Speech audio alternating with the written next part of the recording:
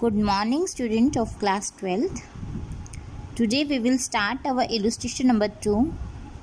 I hope all of you have completed your practical question number 1 in your fair notebook.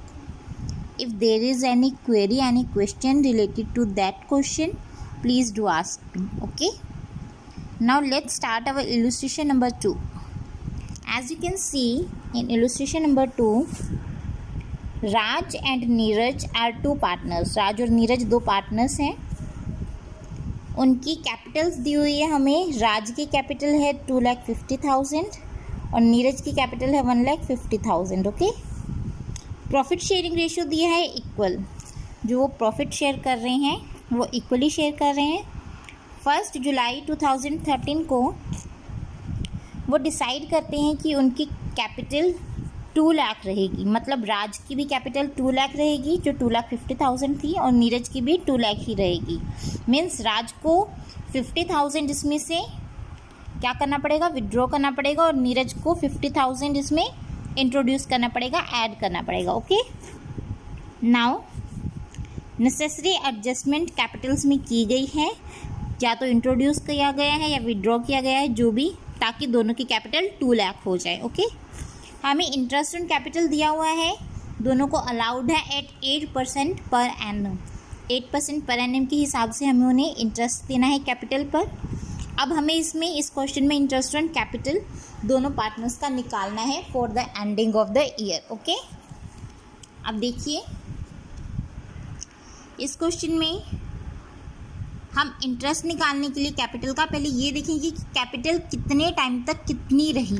ठीक है, पहले Capitals को ही देखते हैं. स्टार्टिंग में देखिए जो कैपिटल थी 1 अप्रैल को 2013 को उनकी थी 2,50,000 एंड 1,50,000 राज और नीरज की. ठीक है. और 1 जुलाई को उनकी दोनों की कैपिटल चेंज हुई है, 2 लाख हुई है. ठीक है. कितने महीने हो गए 1 अप्रैल से लेके 1 जुलाई तक? अप्रैल, मई, जून, 3 मंथ्स हो गए ना. तो जो 3 मंथ का इंटरेस्ट है वो तो लगेगा इस कैपिटल पर, और जो बाकी 9 मंथ्स का इंटरेस्ट है वो किस कैपिटल पे लगेगा, 2 लाख वाली पर. ठीक है, क्लियर है. चलो स्टार्ट करते हैं. हम पहले हम राज का इंटरेस्ट ऑन कैपिटल निकालेंगे. Calculation of interest on capital. First of all we will do for the Raj on 2,50,000. Starting में उसकी कैपिटल 2,50,000 थी. 3 महीने के हिसाब से 8%, 2,50,000 इंटू 8/100 इंटू 3/12, 12 महीने होते हैं और 3 महीने हमारी 2,50,000 रही. तो इस कैपिटल पे उसको कितना मिलेगा, ये आ जाएगा कैलकुलेट करने के बाद 5,000. And on 2 lakh for 9 months, जो 9 महीने थे उसने 2 लाख रखी, तो 2 लाख कैपिटल पर 8% के हिसाब से 12,000 आ जाएगा. टोटल इंटरेस्ट ऑन कैपिटल राज को कितना मिलेगा, 17,000. इस तरीके से हम नीरज का भी निकाल लेंगे. 1,50,000 थी स्टार्टिंग में for the 3 months. We have done it. 1,50,000 into 8/100 into 3/12. 8/100 8% था. 3 महीने के लिए रहा, साल में 12 महीने होते हैं. 3/12 तो ये 3,000 आ जाएगा. Okay. And for the 9 months वो सेम 2 लाख पे तो सेम ही रहेगा. 2 लाख पे 8/100 इंटू 9/12. इसकी भी 12 भी थी, इसकी भी 12. ठीक है, दोनों की 12 हो जाएगी. अब देखिए इसकी 15,000 हो गई. 12 + 3 15 और 12 + 5 17. तो राज को इंटरेस्ट ऑन कैपिटल मिलेगा 17,000 और नीरज को मिलेगा 15,000. Clear. Okay. Now start illustration number 3.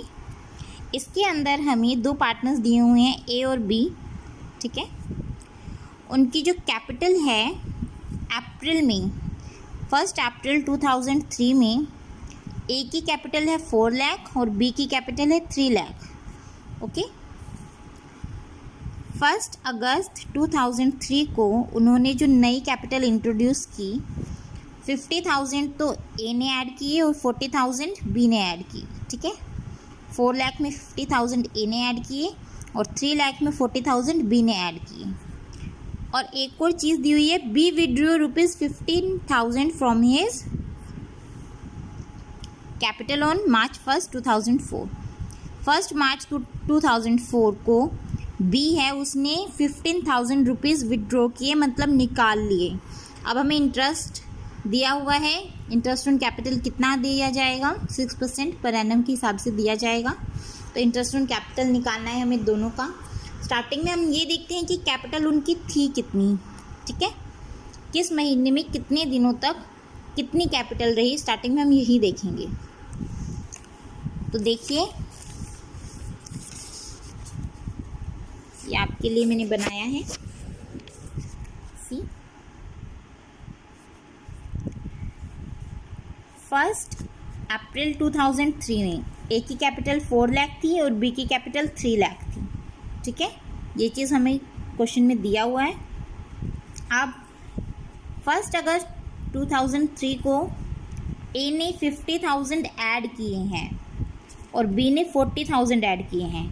तो ए की तो हो जाएगी 4,50,000 और बी की हो जाएगी 3,40,000, ओके।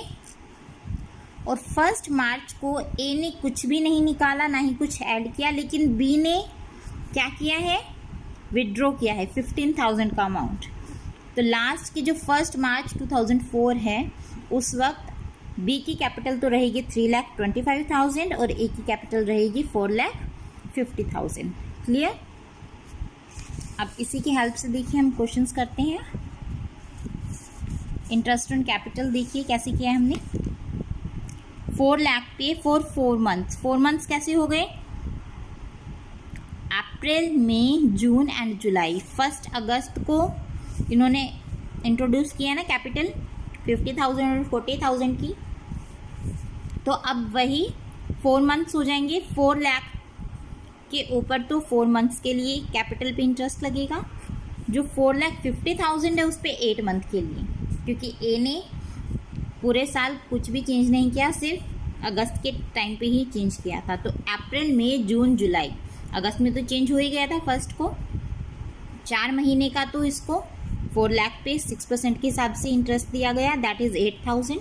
एंड 4,50,000 पे 8 मंथ्स का 6% के हिसाब से 18,000 आ जाएगा। तो 18 + 8 26,000 इसका in total interest on capital रहेगा। ये ए का निकाला है हमने, ठीक है।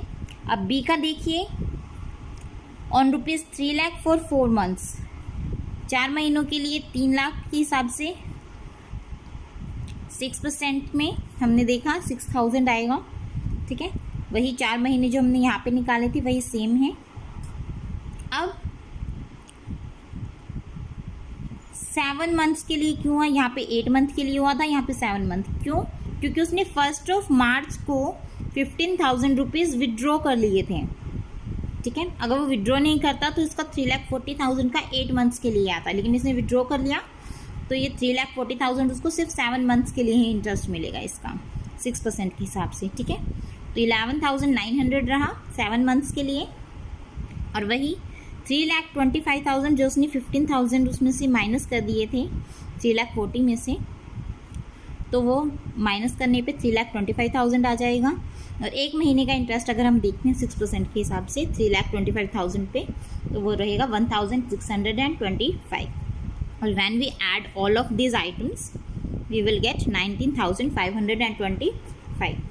So in this way we can say that B is getting the interest on capital as 19,525 rupees and A is getting the interest on capital is 26,000 rupees. Okay, so your today's homework is you have to do practical question number 2 and 3 in your Fen notebook. Okay, thank you students.